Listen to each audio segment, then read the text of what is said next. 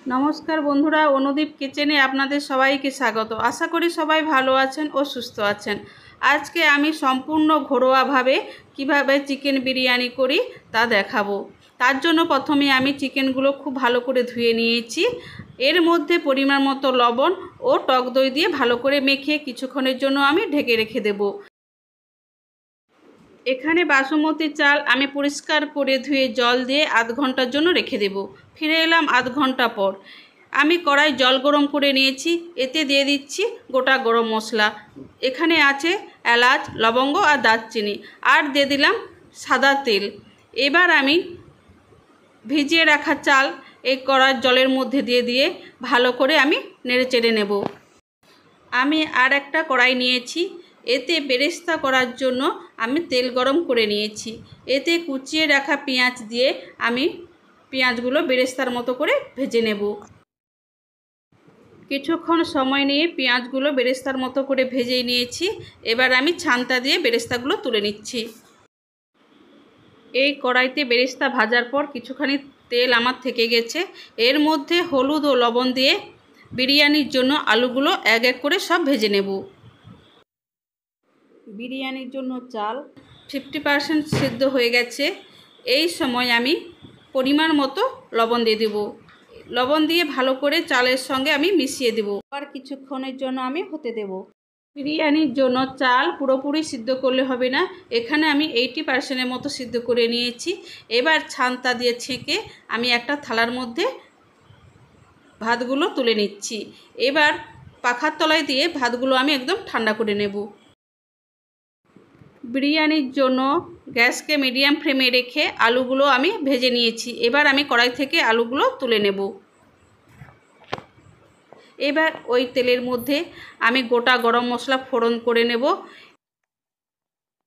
और দিয়ে দেব কুচিয়ে রাখা পেঁয়াজ আর দিয়ে দেব পরিমাণ মতো লবণ দিয়ে পেঁয়াজগুলো ভালো করে ভেজে নেব। পেঁয়াজ ভালো করে ভেজে নিয়েছি। এরপর দিয়ে দেব রসুন বাটা আদা বাটা দিয়ে একটু নেড়ে নেব। এরপর দিয়ে দেব কুচিয়ে রাখা টমেটো আর দেব পরিমাণ মতো হলুদ আর পরিমাণ মতো লঙ্কা গুঁড়ো দিয়ে মশলা থেকে তেল ছাড়া অবধি আমি মশলাগুলো ভালো করে কষিয়ে নেব।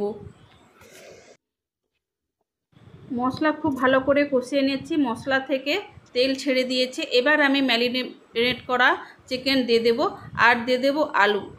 আলু যেহেতু সিদ্ধ করা নেই সেহেতু একসঙ্গে দিয়ে দিলে আলুগুলো খুব সুন্দরভাবে সিদ্ধ হয়ে যাবে।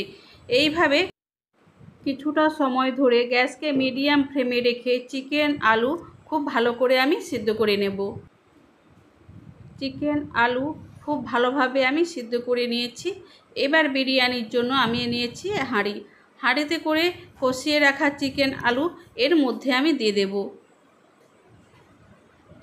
আমি বিরিয়ানি এক পাটেই করব, পাটে পাটে করব না। এবার চিকেনগুলো সব দিয়ে দিয়েছি। এবার আমি পুরো ভাতটাই এর উপর আমি ভালো করে ছড়িয়ে দেব। পুরো ভাতটা আমার দেওয়া হয়ে গেছে। এবার ভেজে রাখা বেরেস্তাগুলো এর ওপর দিয়ে আমি ছড়িয়ে দেব।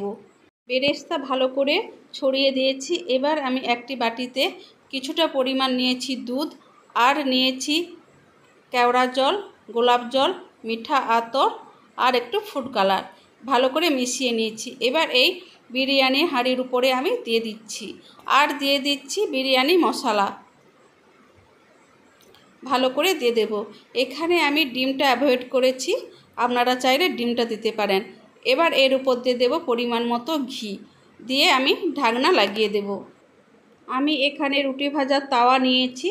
তাওয়ায় আমি 10 মিনিটের জন্য ভালোভাবে গরম করে নিয়েছি। এবার বিরিয়ানির হাঁড়ি এই তাওয়ার উপর বসিয়ে দিয়ে আমি একটা নোড়া চাপিয়ে দিয়েছি। আর এই সময় গ্যাস আমি একদম লো ফ্লেমে রেখে 20 মিনিটের জন্য আমি হতে দেব। ফিরে এলাম 20 মিনিট পর। এবার আমি গ্যাস বন্ধ করে কিছুক্ষণের জন্য ভাপে রেখে দেব। বন্ধুরা আমার রেসিপিগুলো যদি ভালো লেগে থাকে তাহলে লাইক, শেয়ার ও সাবস্ক্রাইব